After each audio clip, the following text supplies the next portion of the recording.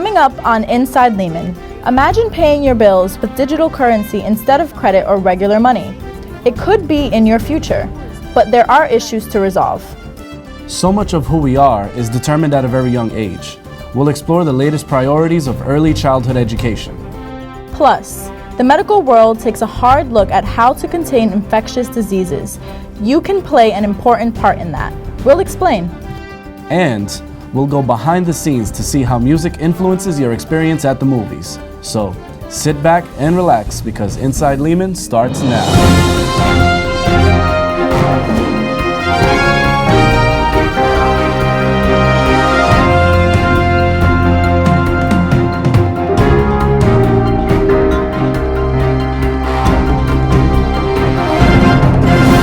Hello and welcome to Inside Lehman. I'm Janitza Medina. And I'm Miguel Gallardo. As we make our way into the digital age in so many aspects of our lives, such as school, communication, and work, the shift to cyberspace causes at least some things to lose their material presence. Could money be next, transforming its current medium of coins and banknotes into a digital protocol?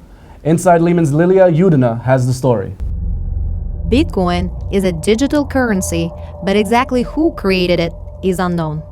There are theories about whether it is a person, a team, a government, or a corporation, but answers remain elusive. Estimates suggest that Bitcoin funds in circulation now total more than $5.5 billion after a few short years of its existence.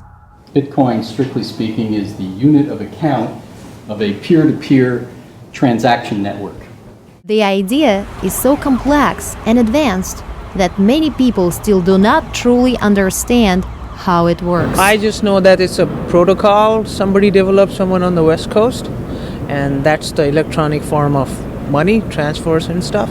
That's all I know. Then don't you run into like economic challenges as far as like the US dollar conversions and stuff like that? If they gave me like 3 Bitcoins for my salary instead of like $3,000, and the next day it's like $500, that's not really, it's just like stocks for me. Originally, people would have the deposit receipt, which would allow them to go and withdraw those precious metals. Then someone else would deposit those precious metals back and get their own receipt. Eventually, as the confidence built in the ability for these receipts to be their worth in precious metals, and everybody knew that if I have a receipt, I can withdraw precious metals, it became less necessary to withdraw those metals.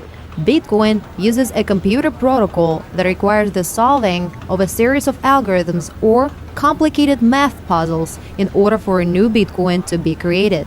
That is called mining, and it requires specially designed computers with great processing power. The way the system is designed, Bitcoins will be available in decreasing numbers before reaching the reported maximum number, 21 million coins. In the meantime, businesses have sprung up, making money handling the buying and trading of Bitcoins. You can actually time your trades so that you can potentially make a profit just trading Bitcoin. So let's say Bitcoin is at 450 today. You buy Bitcoin today. When it goes up to 600, you sell Bitcoin. So you realize a US dollar profit just from trading Bitcoin itself. This virtual currency is built on a technology that claims to be free of government or corporate control. Some Bitcoin supporters say this can allow them to help some of the poorest or most oppressed nations in the world enter the global financial market. Or people who live in a cash economy with, the 2,000 people that they interact with their entire life. That's a game changer because their economy goes from 2,000 people to 7 billion people. However, there is an important question that has to be asked. How can something that has no physical property and is not based on any assets, power, or identifiable centralized authority actually gain so much trust and earn so much money? Government has huge resources and an army and it makes stuff, and a company has real assets and factories or services or special intellectual property that has value that makes software that helps businesses create things. But Bitcoin has nothing but Bitcoin. There are also major security concerns that escalated after Bitcoin's biggest trader, Tokyo-based Mt. Gox, said it lost $500 million of its clients' money. Investors alleged that the cause could be anything from gross mismanagement to computer hackers stealing the funds, or even an elaborate case of fraud. 7% of all of the Bitcoins in existence are lost. Hackers stole it. That is as if the Federal Reserve of the United States, which has $4 trillion that it holds in assets on its balance sheet, that's as if the Federal Reserve one day put out an announcement and said, we just lost $280 billion. We don't know where it is. We misplaced it. Nevertheless, there are more stories about places beginning to accept Bitcoin. Some Las Vegas casinos allow it as a method of payment. In one tiny town in Kentucky, the police chief, the only police officer, chose to get paid in Bitcoin. There are 2.5 million Bitcoin addresses. Each transaction gets an address. Half of them contain what they call dust, like gold dust. Less than 8 cents worth of Bitcoins. Of the 1.25 million that don't just have dust, 1 million don't even have one Bitcoin. And only about 100 have a lot of Bitcoins. Bank can go bankrupt, but they'll have insurance, the government insure them or whatever. But maybe in the future, if like all these insecurities like go away, maybe people will be willing to invest more. In the meantime, the good old-fashioned yellow metal still remains the most reliable value that is accepted everywhere. Look at gold. For 5,000 years, gold has been a store of value. And its price soars in the scariest times because at a time when you worry that civilization could collapse or the financial system could collapse, gold is still gold. So what is Bitcoin? Is it the next big thing or the next big scheme? It might be both. It seems to attract people seeking wealth. You mine it, you get Bitcoin, you can sell it or trade it back and forth. At the end of the day, it's all about what we mutually agree on. If enough people support the idea that certain piles of dirt have value, then it would be precious. Will we ever see one digital currency that all 200 some odd nations will respect and accept and will be worth the same thing in Bangladesh as it is worth in Boston? We'll never see that. Bitcoin developers have been battle testing their code for a while. When it comes to government, there's good conversations happening with every major regulator. So I think things are still in a good state in terms of a major crash on Bitcoin. The question remains open. Lilia Yudina, Inside Lehman. Exactly what constitutes the best forms of education in preschool has been debated for years, but research suggests that the development of a child's mind at such an early age makes a major difference. Inside Lehman's Helsi Paula tells us more. Early childhood education is one of the most important steps in life. It is the foundation on which we build our education from childhood to adult life. And who knows, the next Einstein might be in a pre-K classroom right now. But failing to engage his or her mind will have consequences. Early childhood education is a must. Experts say that anyone who thinks pre-K is just playtime and daycare doesn't fully understand the situation. A child has the opportunity to explore and begin to understand his or her world. Professor Nancy Maldonado of the Lehman College Early Childhood Education Center says this is a resource that should be available to everyone. Oh, we really have to care about early childhood education because it's really giving children the first opportunity to really tap into their curiosity and their thinking. Early childhood education provides a window of opportunity for a child to explore social and learning skills to their fullest potential.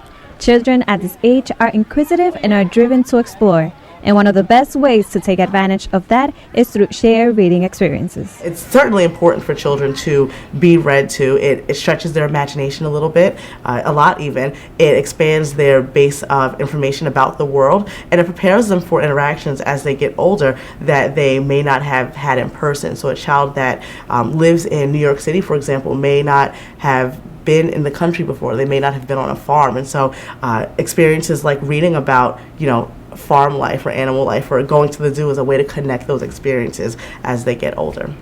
But even reading isn't the same as it used to be because we are living in an era when almost everything is going digital. Many educators agree that we can make that a positive thing for our children, but we need to take advantage of this technology by using it properly. We're in a very technological society, and I see it everywhere I go. I see little kids with Kindles and I see them playing with their parents' phones and things, but I don't see books. And that's an issue for me. I find that, they're missing the boat in many ways. It's okay to be tech savvy, at the age of 3, but I think you have to be able to learn how to hold the book and turn the pages and try to predict what's going to happen on the next page, because that's all about thinking and it's all about comprehension. A frequent concern is that children need to interact and receive guidance in understanding information presented to them rather than just receiving the content. Professor Cecilia Espinosa of the Early Childhood Education Graduate Program says she has never seen such a rapid change. She's concerned that standardized tests can really quantify what a child has learned. With these new assessments, they are worried about isolated skills. So does a 3-year-old know letter D, for example, rather than how is this 3-year-old adapting into the classroom culture? How is the 3-year-old developing friendships? How is the voice of the 3-year-old accepted by the other children in the classroom? Early childhood education often concentrates on ensuring that children explore their surroundings, understand the roles and relationships of family members, and use their imagination. Nurturing development is a primary goal, rather than molding a child's mind to fit narrow institutional expectations. Sadly, there are many preschools right now that are called academic preschools, rather than preschools that are child-centered, that are based on what children need to be doing at this age, which is exploring their world through quality experiences, through play, for example. Catching up later to compensate for deficiencies in early childhood education isn't enough. Much of who we are, our intellect, our personality, our social skills, is developed by the age of 5. This is why the launch of universal pre-K in New York City could be a valuable investment in our future. Elsie Paula, Inside Lehman. Still ahead on Inside Lehman, we'll take a look at how medical experts are working to contain infectious diseases. But even though infectious diseases have made headlines, some bacteria are actually good for you. We'll show you why. Plus, music with a mission. We'll learn more about scoring for film.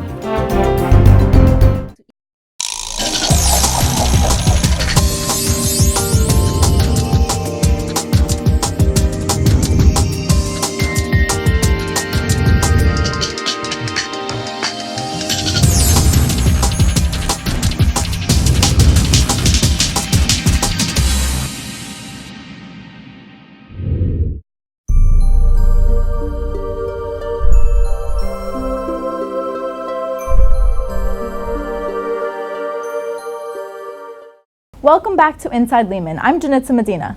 And I'm Miguel Gallardo. Infectious diseases can pose a major threat to any healthy living creature on Earth. With the Ebola epidemic in West Africa making headlines, as well as the isolated cases that have been seen here in the US, a great deal of attention is being devoted to containing infectious agents. Inside Lehman, Steven Zapata shows us what medical professionals are doing right now.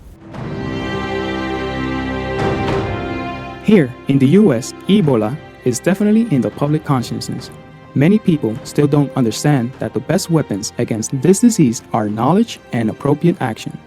Health agencies around the United States have measures in place to contain Ebola and other infectious diseases if they appear again in this country. While Ebola is rare in the Western Hemisphere, there are many other infectious diseases that require precautions, such as tuberculosis and even the flu virus. Dr. Ernest Patty of St. Barnabas Hospital says the key is to understand how infectious agents spread and to limit exposure. An infectious disease is a disease that affects us and is brought on by some type of agent that causes the infection. And an infectious agent would be either a bacteria, a virus, a fungus, a parasite, any type of small organism that manages to get past the body's defense mechanism and get inside us and cause disruption to the normal functions of the body, giving us some type of disease. While pathogens may be passed directly from one person to another, many contagious illnesses are spread in other ways. There are some viruses that can remain alive for a few days on say a hard surface like a tabletop or a floor. If you spill a body fluid that contains those infectious agents, many times they can remain alive until the fluid dries up. While disease containment is nothing new to medical workers, the headlines about Ebola and other illnesses highlight just how important these safety measures are. That means that healthcare agencies and medical facilities must always follow guidelines and even re-examine how effectively these safety protocols are observed. Gina Miranda is an assistant professor in the Lehman College Nursing Department. She is also a registered nurse and health officer in the West New York Department of Health in New Jersey and plays an active role in establishing safety procedures. She says it all starts with the general public. If you wash your hands, you will avoid most infections, most all of them. We have to wash our hands before and after we take care of patients. Even with children, they have to be encouraged to wash their hands. And while people walk around with a lot of hand gels and sanitizers, those sanitizers must have at least 60 to 95% alcohol to be effective. So the more perfume an alcohol gel has, the less effective it probably is. But making the right choice isn't always easy for people who don't get paid sick days. They might go to work even when they're sick because they don't want to lose a day's pay. However, all day at work, they spread infections among their colleagues. If you're contagious, wear a mask. And if you're sick, stay home. People who think that they're doing us a favor by coming to work are actually endangering everybody else in the workplace. So if you're sick, don't be a hero and don't be a germ carrier. Stay home, get well, then you come back to work. These days, in many medical agencies throughout the United States, infectious disease protocols are being carefully reviewed. Just finished co-authoring policies about the way EMS, the fire department, and the police department should handle this problem right now. And that involves how they would transport the specimen to a laboratory that is specially set up to accept these particular specimens. In this graduate level class in the nurse practitioner program, everyone is already a nurse. They're studying methods for handling infectious diseases with the use of personal protective equipment so that patients and medical staff are less prone to infection. These students are already out in the field working at area hospitals. There's a specific guidelines that we must ask our patients, like on admission. Have you traveled? Have you had any symptoms of vomiting, nausea? And based upon that, obviously, if we suspect a patient, we have, they tell us to, step out the room, call your nurse manager, get the support, and if you have any, contact or airborne or droplet precaution patients right now, we have protective equipment outside the room prior to going into any patient's room. A lot of vaccines that are being developed are geared towards helping people to avoid getting infected with some of these diseases, and doing the very basic things like hand washing, hand hygiene goes a long way in terms of reducing the spread of these diseases. Preventing infectious diseases is everybody's business. Remember, if you need medical treatment, see your doctor and be honest about your symptoms. After the diagnosis, it is also important that you actually follow your doctor's recommendations and take your medications. Steven Zapata, Inside Lehman. Not all situations involving bacteria are threatening. In fact, there are times when it is better to resist the first impulse to reach for disinfectants and cleaners. While some of this fear is based on facts, research clearly shows that these microscopic organisms should not always be regarded as a health risk. Inside Lehman's Shirley Bursico tells us more. Bacteria play both positive and negative roles in our lives. We have contact with many types of bacteria every day. However, what exactly are bacteria and why are people often so afraid? The bacteria is something that it's small that you can't see, and I find people very worried about things that they can't see. All they can see is the end result of a unwanted bacteria infection. In their most extreme forms, bacteria are dangerous. So-called flesh-eating bacteria or necrotizing fasciitis infects the deeper tissue under top layers of skin. In rare cases, it can be fatal. Studies show these bacteria may be present in backyards or in dirty water, raw fish, crabs, shared needles, and in tattoo or body-piercing businesses that do not maintain sanitary conditions. A lot of people are great artists. They're just horrible at keeping clean, and that's a major issue. That is a major issue. It's very detrimental to the industry as a whole. Open wounds and broken skin increase the risk of exposure. This kind of bacteria has specific genes that could enable them or let them make an enzyme called protease. And this enzyme could literally just dissolve the tissues, the proteins of the human being.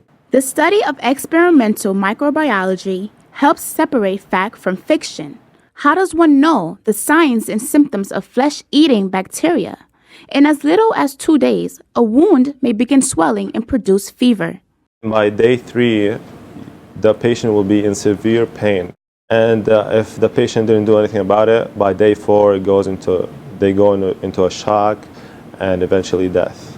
Treating a condition such as this requires antibiotics and possibly even surgery to prevent the damage and infected tissue from threatening the rest of the body.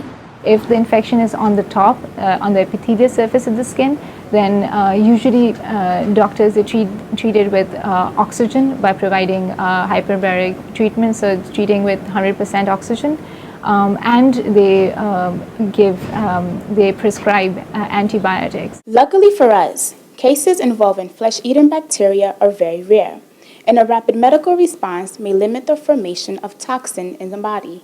According to the Centers for Disease Control, there are several hundred reports of this type of infection in the United States annually, but there are no indications that the number is rising. What is troubling, though, is the growing threat of antibiotic-resistant bacteria. CDC Director Tom Frieden has sounded the alarm. Frieden says this could be the cause of the next pandemic, with patients entering a hospital with one disease and leaving with another. It is still easy to treat common bacterial infections with prescription antibiotics, but that's part of the problem. Sometimes patients don't follow directions and stop taking the medication when they feel better. That allows the remaining bacteria to become drug resistant. The government had to put more resource into supporting research to identify and study and develop new antibiotics. The general public can help by only taking antibiotics when you truly need it, meaning when you have a bacterial infection. Do keep in mind that we are surrounded by many good bacteria. Bacteria found in foods, such as yogurt, actually help protect us. They make it hard for other bacteria, the pathogenic bad bacteria, to establish themselves within your digestive tract. They also do things like help you with processing certain foods that your body can't break down on their own. For instance, certain vegetables that contain sugars your body won't be able to break down by its own. A lot of bacteria that is in our gut, if we know what actually they do, we would be able to treat a lot of problems in our digestive tract. So say, for example, ulcers. But what happens when even good bacteria spread to the wrong parts of the body? And if you cry too much, and that will open the possibility for an eye infection by a bad bacteria. But if the number of bad bacteria is low, the good bacteria will all compete the bad bacteria, and then it'll be okay. You won't have the infection. So go ahead and use hand sanitizers and cleaners, but do so in moderation. It's good when it's properly used. It becomes a problem when it's overused and bacteria become overexposed unreasonably to these products. By understanding how this microscopic world works, we don't have to panic when hearing the word bacteria. Bacteria do play many positive roles in our lives, even if they're on the objects and surfaces that we touch every day. Shirley Bustico, Inside Lehman. Movies play on our emotions as we become involved in the characters and the plot. But what types of influences are at work? One of the most powerful guides to an audience's response is music. Film scoring plays an important part in determining the success or failure of a film. In the words of director, screenwriter, and producer Stanley Kubrick, a film is, or should be, more like music than like fiction. It should be a progression of moods and feelings. An interesting way that film does not imitate life, though, is that there is a musical score directing the audience's emotions.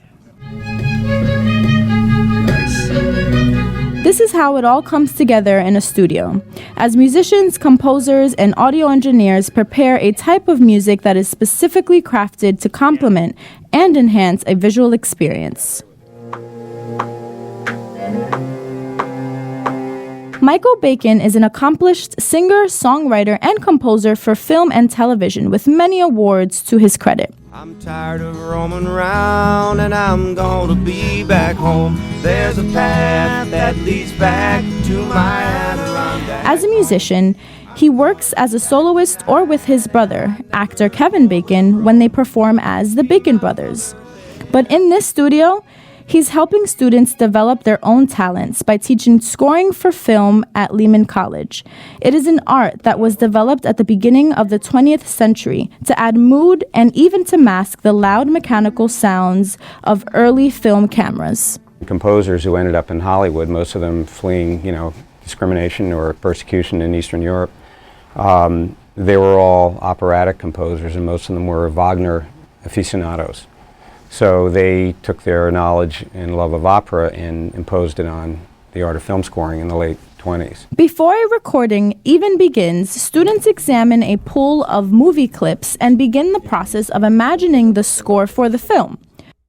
I'm working on a project similar to Harvey's. It's called Robot Zot, and it's a cute little kids animation movie about a talking cell phone that tries to control the world and fights all these evil monsters like toasters and televisions. So when Robot Zot's strolling down the spaceship, you want a bravado trumpet theme with big brass in the background. The majority of scores are orchestral works rooted in Western music, but they also draw influence from jazz, rock, pop, blues, new age, ambient music, and a wide range of ethnic and world music styles. There are, at the same time, certain universal things like the major minor that are universal not only in music but in cultures. I mean, they've done studies where they take Western music, 3 different types of Western music, and they went to a very isolated tribe in Africa and who'd never heard Western music, and they responded to happy, sad, scary, the same way you and I would. Karen Minto competed with classmates and was selected by an independent film director for the scoring of his film. It's interesting because it's in the background and you're not really supposed to notice what's going on, but it does so much, like, experience of watching a film. So definitely choosing the notes is the most difficult part. The picture changes up to the very last minute, so it's you got to be incredibly reliable, willing to stay up late, and deliver enormous amounts of music in a very short amount of time. Janitza Medina, Inside Lehman. That's all we have time for. We would like to thank our reporters, our crew, and the rest of our team for all of their fine work. Thanks for watching. We'll see you again next time on Inside Lehman.